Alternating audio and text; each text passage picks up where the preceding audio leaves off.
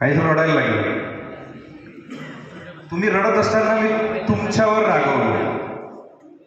किडे काय पेपर राहिले अजून, घरी जा, अभ्यास करा, रडत बसू नका. त्यावेळी कदाचित मी तुम्हाला वेगळं वाटलं, पण मधल्या काळात जेव्हा त्या 2-3 दिवसात तुम्ही आला नाहीत ना, त्यावेळेचा मी आणि ज्यांनी कोणी पाहिलाय तो त्याला कळाला की प्लीज तुम्ही माझ्या क्लासमध्ये बसा ना, मी बाहेर बसतो, माझं मन नाही लागणार क्लासला. जो टफ दिसतो किंवा टफ वागतो तो फक्त तुम्हाला घडवण्यासाठी असतो, हे कायम लक्षात ठेवा. तुम्हाला रागवलंही असेल, कधी पनिशही केलं असेल, पण हे सगळं तुम्ही घडावं म्हणून. तुम्हाला माहिती आहे का, एक मन आहे, आपल्याला घरामध्ये आई वडील रागवतात की नाही, आपले पालक. ज्याला घरात बाप रागवतो ना, त्याचं कारण असते समाजात त्याला कोणा रागवायची गरज पडली नाही पाहिजे. त्याला वाटतं समाजात जिथं कुठं जाईल ना, तिथं माझ्या लेकराला कोणा शब्दानं दुखावलं नाही पाहिजे, यासाठी तो रागवत असतो. त्यामागे त्याचं प्रेम नसतं असं होत नाही.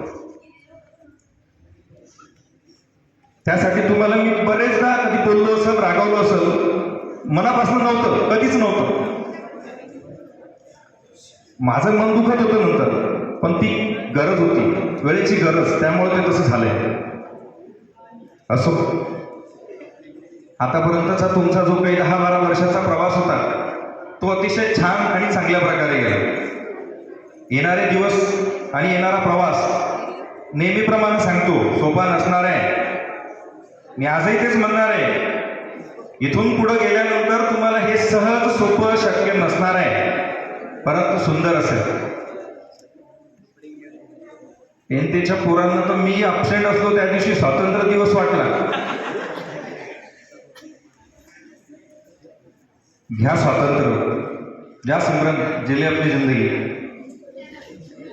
पण नंतर एकदा पुन्हा येऊन भेटा की हे स्वातंत्र्य तुम्हाला जे मिळेल ते का पारतंत्र्यात वाटत असताना इथं राहताना घालवलेले ते दिवस काय तुमच्यासाठी बेस्ट होतं हे तुम्ही येऊन मला सांगणार आहे. कारण जीवनाच्या प्रत्येक वाटेवर सांगितलेला एक शब्द जर नाही आठवला मग म्हणायचं. एखादा मोटिवेटर बाहेरून येतो आणि तो ज्या वेळेस त्या गोष्टी सांगतो ना, तेव्हा तुमच्या माझ्याकडे येणाऱ्या नजरा मला त्या दिवशी सांगत असतात, मास्तर तुम्ही सांगत होता, पण तो रोज सांगतो ना. तुम्हाला फक्त एवढंच सांगायचं आहे, आयुष्यात खूप मोठी स्वप्न पहा, त्या स्वप्नांच्या दृष्टीनं मेहनत घ्या, ते स्वप्न पूर्ण करा, यशस्वी व्हा, मोठे व्हा. यश आलं तिथे नम्र राहा, अपयश आलं तिथं खचू नका, खंबीर राहा, पुन्हा भरारी घ्या, पुन्हा यशस्वी व्हा. सरते शेवटी फक्त एवढंच सांगावंसं वाटतं, जिथं कुठं जाल, आयुष्याच्या ज्या कोणत्या टप्प्यावर जिथं कुठं तुम्ही जाणार त्या ठिकाणी यशस्वी व्हायचंय, आपलं एक नाव कोरायचंय, आपल्या आईवडिलांचं, शिक्षकांचं, शाळेचं नाव मोठं करायचंय. इथे कुणाची मान खाली जायला नको, बस याचं भान ठेवायचंय आणि यशस्वी व्हायचंय. एवढं बोलून